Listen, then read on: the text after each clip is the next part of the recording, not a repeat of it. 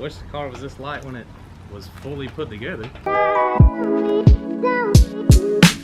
What is going on, guys, and welcome back to another video. So today's video, guys, we're going to be getting into just a little update video on Onyx and what we've been doing to him. I've been doing a little bit to it, did some to it last weekend, just tearing it apart and getting stuff cleaned up and wires and stuff like that. So I didn't really make a video on that, but I'm gonna do a little update video and show you what we got going on. So let's get up to the garage and show you what we got. Oh yeah, and if you couldn't hear my son in the background, say hey.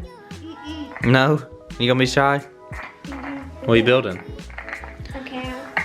Castle. A castle? Yes, for the, I don't know where for it is. It's for the monkey to climb. For the monkeys?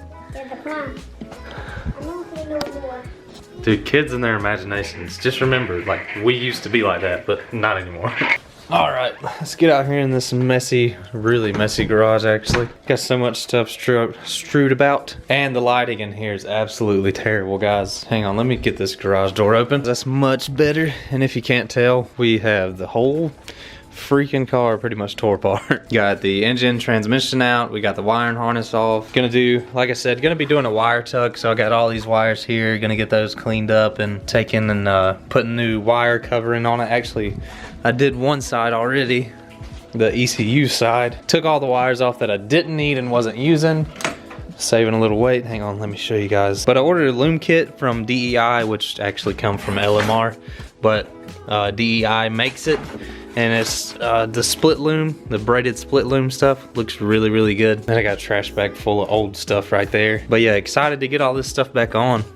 Get the car running again. So as you can tell, guys, we got the car pretty much tore completely apart. Not everything, but a lot of stuff. Gonna be deleting a lot of wires on the other side that I don't need. And I think I already got pretty much all of them off. I just really need to get the wire loom wrapped around and get the wires cleaned up and make it look a little better. But like I have said in previous videos, what I'm gonna be doing is sanding down the engine bay, getting it cleaned up and making it look a lot better. Like I said, I'm probably just gonna rattle can it. Something like that, I probably can rattle can just about as good as with a spray gun. As long as you take your time with a rattle can, you can actually do a really good job. So one of the next steps is to get everything cleaned up and, you know, just looking better in here, sanded down, prepped and ready for paint, get it primed and stuff. And you're gonna have to, unfortunately, tape off the whole car, which is gonna be a job in itself. Got plenty of plastic, plenty of painter's tape, and so we should be good to go. I did find a little bit of rust on the car, actually, where I don't know if you guys can see that. It's not bad, it's just surface rust. It's where the battery acid over the years, and it rusted it a little, but nothing that can't take and do a little surface cleaning and get that looking good. But other than that, there is zero rust on this car. So what I'm gonna do is actually take and go to the auto parts store and pick up some stuff to where I can get this started, you know, sand it down, get plenty of Scotch-Brite and stuff like that. Because I'm probably only gonna hit it with, gosh, probably at the most, maybe 320 grit sandpaper, and then get some primer filler that you can get in a can. But with all that being said, guys, let's get up to the auto parts store and see what we can find.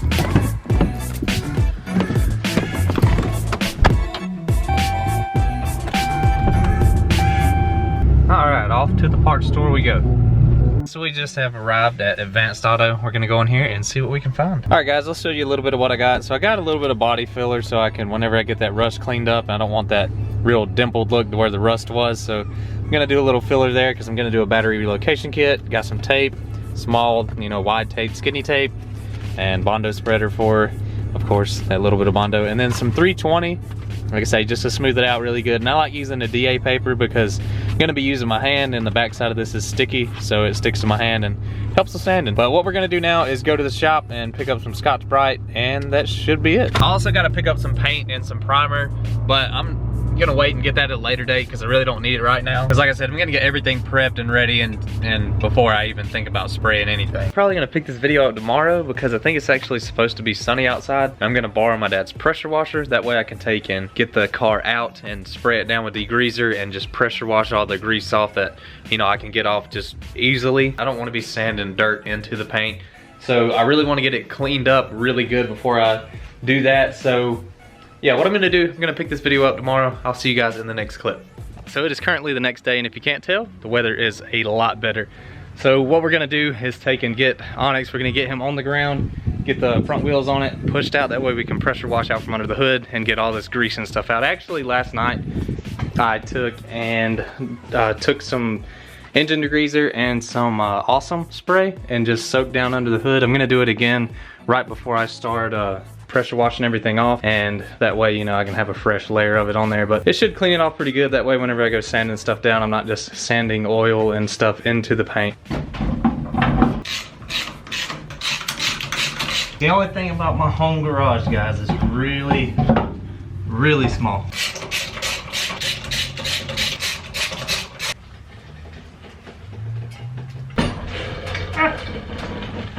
Now let's get it out there and pressure wash it.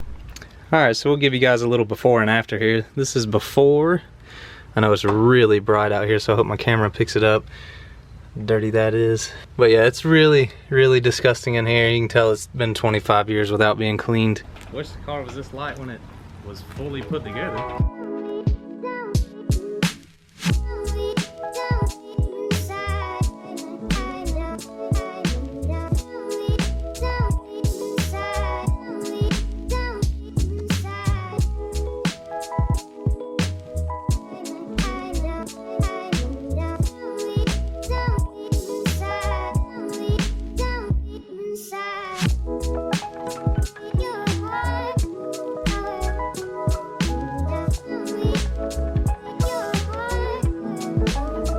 Alright, so we'll show you a little bit of the after. It's still a little wet, as you can tell the ground is soaked. Kind of letting it drip dry now, but everything looks a lot, I know it's really bright and the sun's just terrible right now, but everything looks a lot cleaner. As you can tell, we got all that, let me see if I can get over here. You see, we got all that grease and oil out of there. You see that little bit of light surface rust is still, I mean, still really solid. It's just got a little bit of surface rust from where that battery leaked some acid out. You can tell the brake master cylinder, all that stuff looks way better now. The brake booster took some paint off, but that's okay. I'm gonna repaint it anyway, sand it all down. But all the grease and stuff pretty much came off. The K-frame looks a lot better. So does the steering shaft. Yeah, the steering shaft looks a lot better. Yeah, everything looks pretty good. Pretty much all the grease and oils are gone. Just got to let it dry and probably put it back in the shop and start doing some sanding on it. But so far, this little project I'm doing is going pretty smoothly. I haven't had much time to really work on it, you know, consistently, because I'm pretty busy with other stuff I do in life. And of course, my buddy Taylor, Blue Edge Mock, definitely gonna be helping me out on this wiring stuff. He's a lot better with it than I am, and I've learned a lot of stuff from him already. But once we get going on that part and wiring in the nitrous system, and I'm actually going to be rewiring the carb setup, that way it is not piggybacking off of other wires. I'm gonna mount another fuse panel, little standalone fuse panel for the nitrous stuff, and also for the carb setup. That way I can run all the carb stuff on its own fuse and, you know, have nothing piggybacked. Not that it didn't work, and, you know, it ran fine, but it would look a lot better to me with all the wires going to their separate, you know, fuses.